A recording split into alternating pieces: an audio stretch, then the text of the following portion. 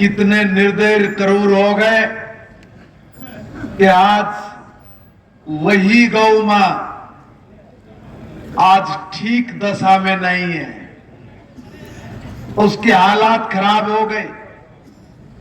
हम किसान के बेटे अपने आप को कहला रहे और किसान ने आज ऐसा काम किया, दूध पिया और उसका गलामा खोल दिया, वो बेसहाराओं की तरह सड़कों पे घूमने लग गई। मगर आप जैसे समाज के कुछ ऐसे लोग जिनमें इस गौ के प्रति इतनी दीवानगी, जिनको इतनी समझ कि गौ के भविष्य के साथ ही हमारा भविष्य सुरक्षित है, इस कामना को लेके जब आपने इस गौ की रक्षा करने का, संरक्षण करने का काम शुरू किया, तो आज ये गौ बड़ी संख्या में आज सुरक्षित हो गई। मुझे याद है 2014 से पहले हमने कदे सुना नहीं था कि कदे कोई सरकार भी गौ के नाम पर चवन्नी देती हो। 2014 में मैं भी एमएलए बना, लोग मारे पान लाके बोले डांडा साहब गौवा खातर साइड बनवाना है। जुगराम कुमार गौतम जी बोले भाई मारे पे कुछ होंदा तो है नहीं। सही बात है, 1 रुपया मारे ग्रांट ने, मगर एक डी प्लान का पैसा मारे तो मिला, और डी प्लान के पैसे का आधा पैसा मैं तो गौ माता को देता था और आज तक दिया, हर साल दिया। पानीपत में जितनी भी गौशाला है, देखो गौ तो गौ है, चाहे वो यहाँ और चाहे वो कहीं हो, सब जगह लोग उसमें मदद करते हैं। मैं तो ऐसी परिपाटी चलाई कि भाई मारोगे तो जो भी कोई जीत्या, उन सब ने गौओं के लिए जो शेड बनाने की बात थी या दूसरी तरह की कोई बात थी, उसमें इतना हिस्सा लिया कि चारों तरफ से हमारी गौशालाएं वो अच्छी स्थिति में आने की पोजीशन में खड़ी होगी। ये सबसे बड़ा काम हमारा हुआ और नतीजा ये निकला कि हम लोगों को क्या करते थे, विधानसभा में खड़े होते हैं लोग कि तुम तो गौ की बात करने वाले हो, गौ की हालत देखो। हमने कहा ठीक है, आप बताइए कि आज से पहले गौशाला में या हिंदुस्तान के अंदर या इस प्रदेश में गौओं के लिए आपके बजट में क्या प्रावधान है? चुप हो गए, क्योंकि चवन्नी का भी नहीं, कभी किसी ने रखा ही नहीं। हम पहली बार तय किया कि गौ का संरक्षण करना है, गौ कटेगे नहीं, कानून बनाना है। गौ आवारा नहीं, ये बेसहारा है, इसलिए बेसहारा शब्द के साथ पहली बार हमने 40 करोड़ का बजट बनाया, फिर 400 करोड़ का बना और 600 करोड़ रुपए से ज्यादा का बजट गौओं पर सेवा करने के लिए दिया जाता है। और दोस्तों ये भी नहीं कि कोई हमें खड़ा होकर टल्ला मार कर चला जाए, कह के कौन सा पीसा हुआ है। अगर आपकी गौशाला रजिस्टर्ड है, 100% आपकी गौओं के लिए भी आपका जितना पैसा बनता है उतना पैसा आता है, अगर रजिस्टर्ड है तो आवे। और मैं वही कर सबसे ज्यादा आता है। और मैं निवेदन कर रहा हूं, हरियाणा में कोई एक भी ऐसी गौशाला नहीं जिस गौशाला में हरियाणा प्रदेश की सरकार उसका पैसा ना भेजती हो। कभी किसी ने सोचा था क्या? दादा गौतम बोल रहे थे कि ऐसी पार्टी जिसका हम लोगों ने ठीक से समझा नहीं, जाना नहीं। भाइयों समझ लो और जान लो, जो कहेंगे वो करके दिखाओगे, जो कहा वो करके दिखाया। 370 पे बोल रहे थे, नोले बिना खून की नदियां बह जाएंगी। एक बार हिंदुस्तान की पार्लियामेंट में खड़े होकर अमित शाह जी ने कहा था 370 टूट रही है, और ये जो कह रहे ना खून की नदियां बहा देंगे, गलती मत करना। अगर किसी ने चू भी की 10 फीट नीचे खड़े में दबा देंगे। कोई चो नहीं कर पाया, 370 टूट गई। ये मादा है, ताकत है। दुनिया के देश आज से 10 साल पहले कोई पूछता नहीं था। कारण एक कि राजनीतिक कमजोर सोच थी, और जिस देश में कमजोर राजनीतिक सोच राज करती हो, वहां पर आप कोई अच्छाई की कल्पना भी नहीं कर सकते। अगर कमजोर राजनीतिक सोच थी, तब क्यों गौओं को इतनी बुरी दुर्दशा में इस देश में छोड़ दिया गया? हम तो 10 साल पहले आए। 10 साल पहले यही मेरे चाचा ताऊ गली गली में निकला करते, और आप लोगों को भी लोग कहा करते कि आगे पल्ली ठाकने, ये तूड़ा मांगेंगे, या अनाज मांगेंगे, ये ईंट मांगेंगे, और ये सारे पैसे न चबा जाएंगे। साथ में यूसुफ भी बोल दिया करते। मगर धन्यवाद देना चाहता हूं मैं गौशाला के लिए काम करने वाले उन संस्थाओं का, उन अपने चाचा ताऊओं का, भाइयों का, जिन्होंने इतनी बात सुनने के बाद भी अपने गौ धर्म को नहीं छोड़ा, और उसी का नतीजा ये बड़ी बड़ी गौशालाएं पूरे हरियाणा प्रदेश में स्थापित होकर अच्छे से चल रही है, अच्छे से चल रही है। भाइयों, सब तरह के लोग समाज में, सब तरह की बात करने वाले, मगर मैं एक निवेदन करूंगा।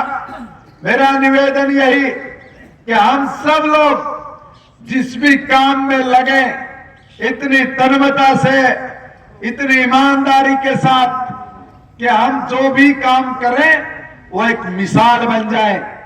मैं अभी बैठा बैठा सुन रहा था, बता रहे थे यहाँ पर कि इतनी अच्छी गौशाला कि ये अपने आप में एक मिसाल बन गई।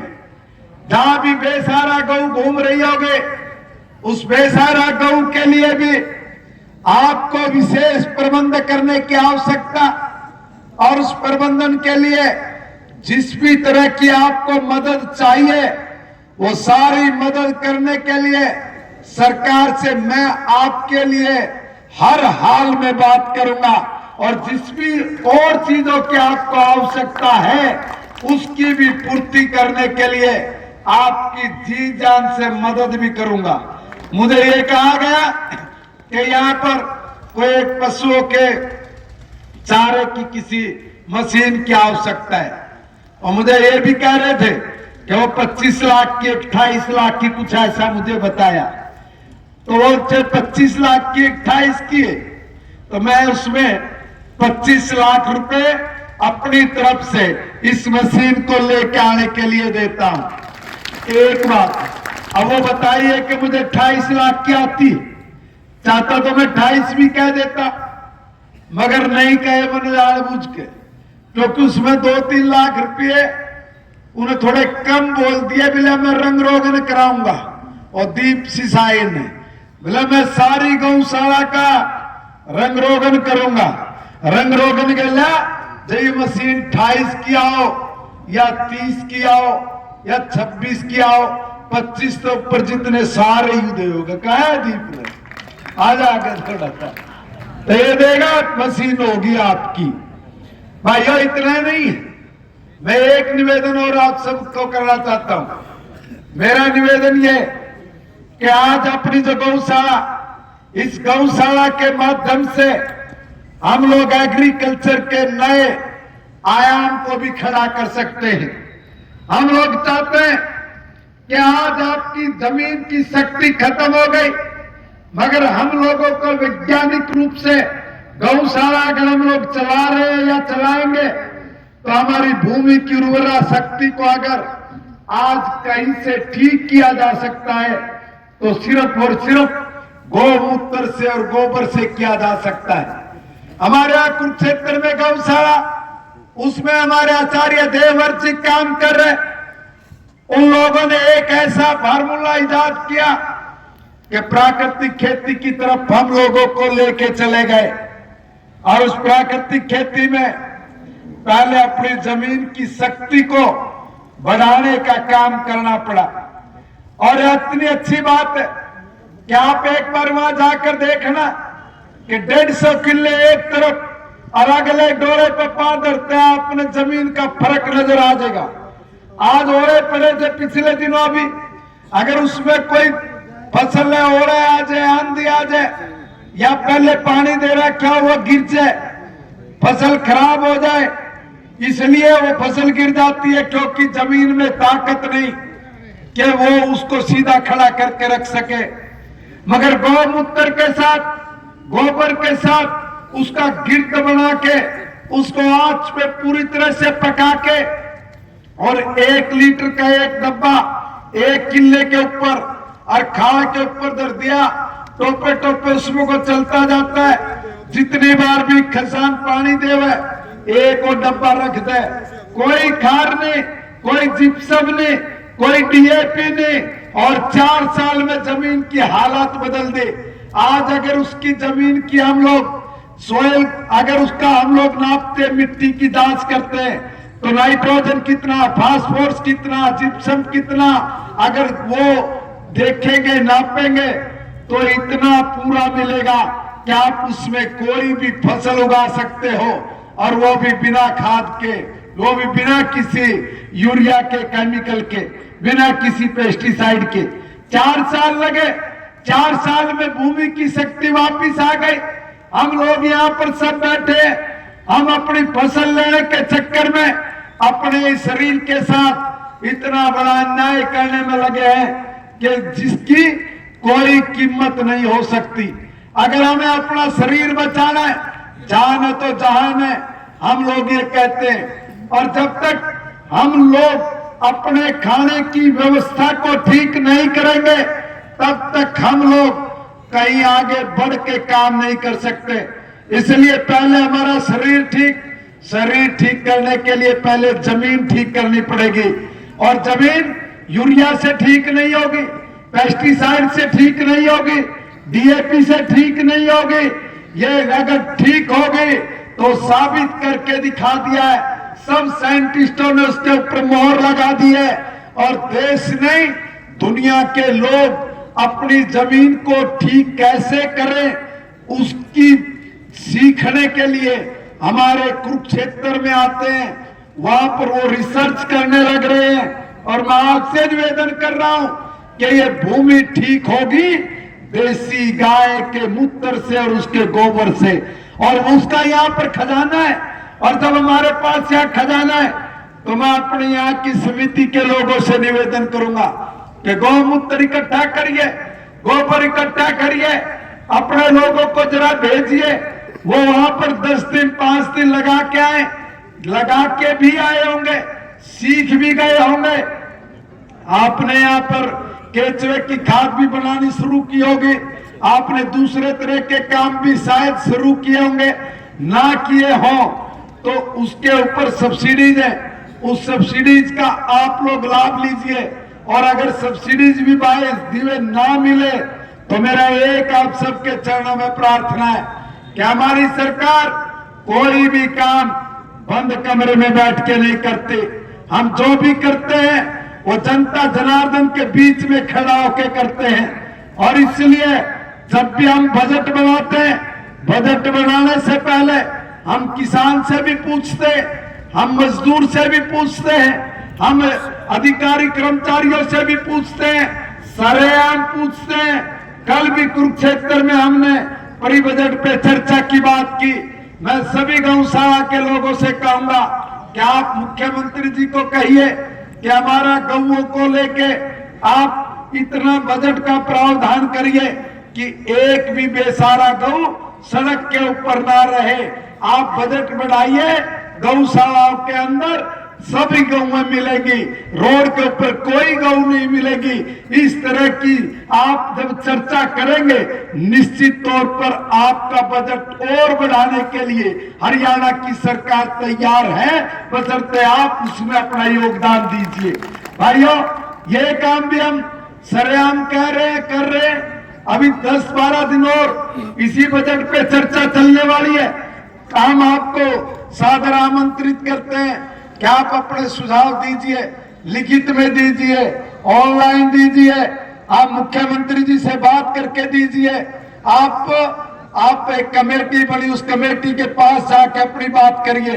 देखिए, जब तक आप बजट में हिस्सा नहीं लेंगे, इस प्री बजट में हिस्सा नहीं लेंगे, अपने सुझाव नहीं देंगे, तब तक बहुत सारी चीजें पूरी नहीं हो सकती। आज से पहले जब भी कोई सरकार रही, उसने अपनी मर्जी से काम किए, जनता से कभी ये पूछा नहीं कि हमें क्या करना है क्या नहीं करना। अभी मैं हरियाणा का शिक्षा मंत्री बना, शिक्षा मंत्री बनते ही मैंने भी निर्णय लिया कि आज तक हमारे पाठ्यक्रमों में हमें क्या पढ़ाया गया, जो पढ़ाया गया उससे हमें कुछ मिलता है कि नहीं मिलता। जो हमारे बच्चे पढ़ रहे हैं, पढ़ के वो अपनी डिग्री ले रहे हैं या अपने पैरों पे भी खड़ा हो रहे हैं, वो अपने पैरों पे खड़े हो, वो पढ़ते पढ़ते रोजगार परक एजुकेशन लेके बाहर अपने ऊपर अपने पैरों पे खड़े होकर मजबूती से आगे चले। क्या इस तरह की एजुकेशन शिक्षा ले रहे हैं क्या?